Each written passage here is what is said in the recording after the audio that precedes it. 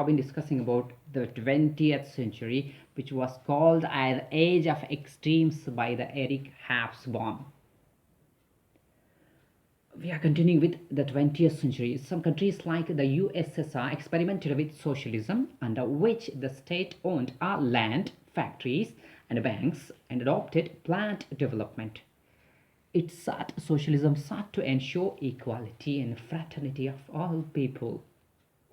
If you see the origin of socialism, we will find in the French Revolution of 1789, who coined this idea of socialism. Saint Simon was the man who coined the idea of socialism. Socialism tries to ensure equality, where means of production are owned, controlled by the government. Government tries to ensure equality. When equality is achieved, most possibly fraternity might be possible. Then we discussed about some more countries which adopted liberal democracy, which ensured political liberty for all, with multi-party democracy. Which party democracy? Multi-party democracy, where more than one ideological parties can contest elections. More than one ideological parties contesting election in socialism is not possible. It's not allowed. Liberal democracy promoted capitalistic system in which all means of production were owned, controlled by the private persons, private individuals. And whereas in socialism, means of productions were controlled by the government. That's why few critics call this system, economic system, as state capitalism. When we see the origin of capitalistic system, we find this in 16th century, where we get and the modern capitalistic system we find in 18th century. Before we move to the next point, let me clear one thing. What was that? Who colonized North America, South America, Australia, and many other? Asia, Africa. Who colonized? What should be your answer? Your answer should be Europe. Now come to the point which we have to discuss. In 20th century, the beginning of the 20th century, world divided into developed industrialized countries of the West. When you say developed industrialized countries of the West, you can count Europe plus United States of America, Canada, Australia, New Zealand, and colonized many countries of Asia and Africa. Here, every industrially developed countries did not colonize. You can't count countries other than Europe. Europeans were the colonial masters.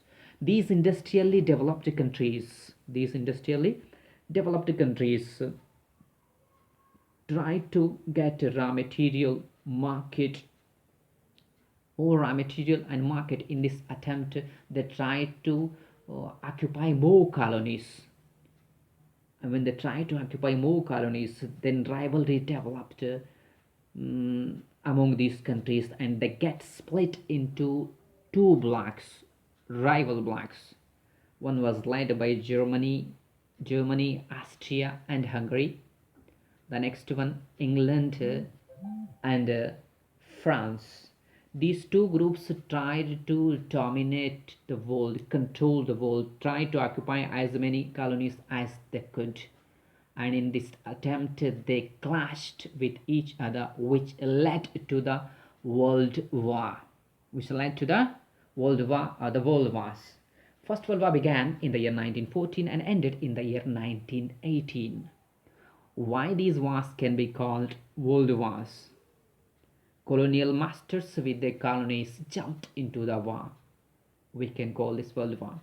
If we say this critically, almost 30 countries of the world announced war during the First and the Second World War. But what number of countries eventually participated in the World Wars?